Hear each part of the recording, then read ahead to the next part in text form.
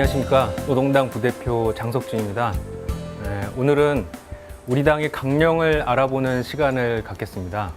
어느 정당이나 강령이 있습니다. 영어로는 프로그램이라고도 하고 플랫폼이라고도 하는데요.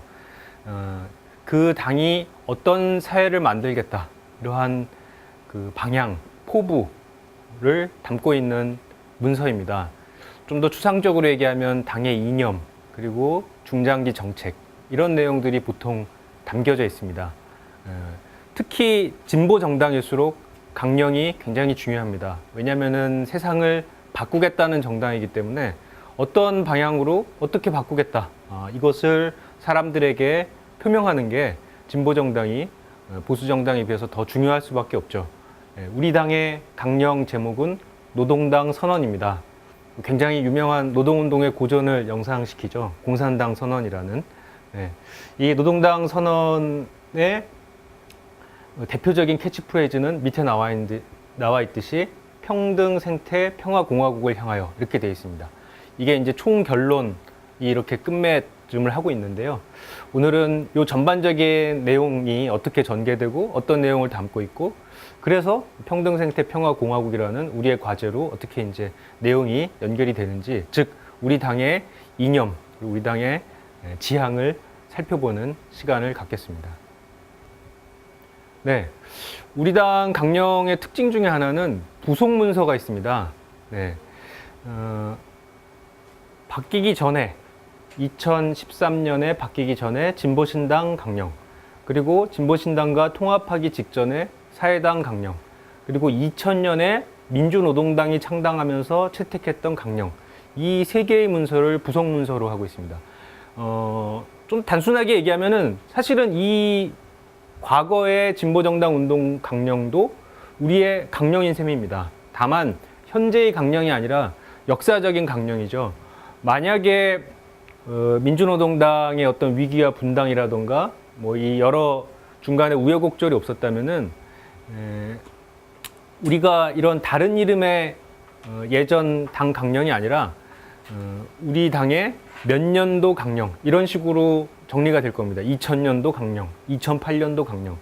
외국의 이제 진보 정당들을 보면, 가령 독일 사회민주당을 보면 몇 년도에 채택된 강령, 몇 년도에 채택된 강령, 이런 것들이 그 당의 홈페이지에 쭉 나와 있습니다. 그러니까 한번 채택했다가 다른 강령을 채택하면은 그냥 역사 속에서 사라지고 마는 게 아니라 여전히 당의 중요한 이념적인 배경으로서, 그리고 당원들이 학습해야 될 가장 중요한 문서로서 남아있는 것이죠. 그래서 우리 당도 마찬가지입니다. 과거 진보정당 운동 강령들 내용 중에서는 시대의 변화에 따라서 바뀌어져야 될 부분도 분명히 있습니다. 하지만 그 중요한 내용들은 여전히 우리가 계승해야 될 부분들이 많이 있습니다. 그래서 우리 당의 역사적 강령으로서 부속 문서란 이름으로 함께 우리 당의 전체적인 강령을 이루고 있습니다. 한마디로 노동당 선언이라는 우리의 강령은 한국 진보정당 운동의 전통을 충실하게 계승하고 있다, 이렇게 말씀드리고 싶습니다. 하지만 물론 이 중에서 이제 가장 나중에 채택된 것은 진보신당 강령, 사회당 강령인데요. 이들 두 강령만 하더라도 2000년대 후반에 채택이 됐습니다. 그리고 노동당 선언, 우리 강령은 2013년에 채택됐습니다. 그러니까 다시 5년의 세월이 흘렀죠. 그 시간 동안 2008년 미국 금융위기로 시작된 자본주의 위기는 더욱더 심화되고 계속되고 있습니다. 그리고 이러한 자본주의 경제 사회적 위기뿐만 아니라 생태계 위기가 기후변화와 그리고 화석 에너지 문제 등등으로 계속 진행이 되고 있습니다. 이러한 변화된 상황을 적극적으로 반영한 것이 우리의 현재의 강령, 노동당 선언이죠. 그리고 또 하나는 2012년 양대 선거를 거치면서 우리 모두 잘 알고 있듯이 진보정당 운동이 커다란 우여곡절을 거치고 사실은 혼란 상태에 빠지게 됐습니다. 이런 부분들에 대한 평가를 담지 않을 수가 없습니다. 이런 새로운 내용들이 담겨져 있는 것이 우리의 현재 강령 노동당 선언의 특징이라고 하겠습니다. 진보정당 운동의 역사가 쭉 나오고 있습니다. 이 진보정당 운동의 역사를 한국 현대사와 연관해서 좀 더 자세히 살펴보면요. 사실 1945년 해방이 됐을 때 남한, 북한 뭐 가리지 않고 우리 한국 사회의 주도적인 정치 세력은 진보 좌파였습니다. 그리고 심지어는 우파조차도 지금 우리가 좌파적인, 진보적인 주장이라고 생각하는 뭐 국유화라든지 복지국가라든지 이런 것들을 우파조차도 주장을 하고 있었습니다. 그만큼 이념적인 어떤 방향타가 진보 좌파로 기울어 있었던 것이죠.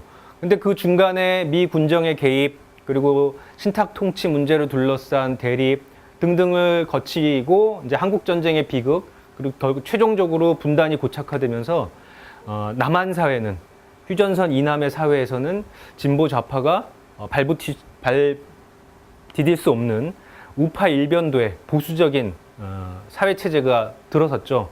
그럼에도 불구하고 전쟁이 끝난 지 3년밖에 안 된 1956년에 과거 공산당 활동을 했고 1956년 당시만 해도 여전히 사회민주주의적인 진보적 그 사고를 갖고 있었던 조봉암이 진보당 후보로 대선에 출마해서 굉장히 놀라운 득표를 거뒀었습니다. 심지어 어떤 사람은 실제 득표는 이승만보다 앞섰으나 득표에선 이겼지만 개표에서 졌다.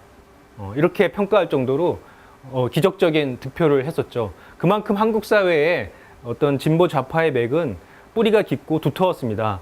그래서 4.19 혁명이 일어나니까 곧바로 이제 혁신 정당들이 들어서고, 하지만 이 모든 흐름이 결정적으로 일단락이 된 것은 1961년 5.16 쿠데타가 일어나면서 일제시대 때부터 이어져 왔던 진보 좌파의 맥은 결정적으로 단절이 되어버리고 맙니다.